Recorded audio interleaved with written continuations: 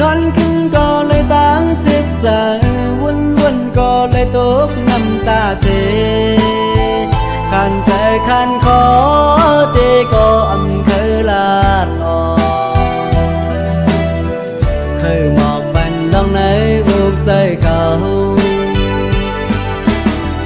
ตีหมอกปันลองในอกใส่ก็เป็นซ้ำเตว่าจึงตั้งทุบตีและทุบเจียวตั้งมีเตอามีเหมือนนั่งเปินแต่ใจเปิ้นสารลักว่าเป็นลูกคุณผ่านขันใจอยู่ที่ไหนอกใส่เก่าเพราะว่าปานเป็นลูกคุณผ่านเพราะว่าปานมีในลักสิ่งนั้นกว่าหาตีแหลงในซ้ำอำแลบกุนผ่านขันใจเพราะว่าปานนอนเก่าตาเจเลยมีจึงนั่งเพลินวนนำย้ำเลียวพอมีเงินพี่น้องมาหาจัดในเต้เป็นกุนผ่านวันแล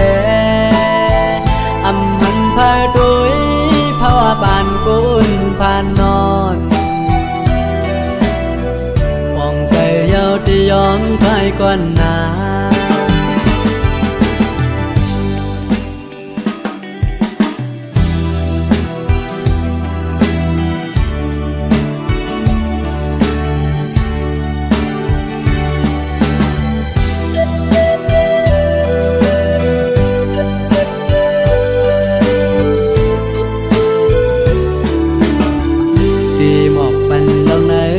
ใจก็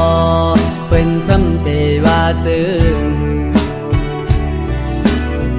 ตั้งทุบตีและทุบเจียวตั้งมีเตอามีเหมือนนั่งเปินแต่ใจเปิ้นสารลักว่าเป็นลูกคุณผ่านขันใจอยู่ที่ไหนอกใจเก่าเพราะว่าปานเป็นลูกคุณผ่านเพราะว่าปานนี้ในลักสิ่งนั้นกว่าหาตีแหลงในซ้ำอำแลบกุนผ่านขันใจเพราะว่าปานนอนเก่าตาเจเลยมีจึงนั่งเพลินวนนำย้ำเลียวพอมีเงินพี่น้องมาหาจัดในเต้เป็นกุนผ่านวันแลอำหันพาโดยภาวะบานกุนผ่านนอนมองใจเยาที่ยอมใครก่อนหน้า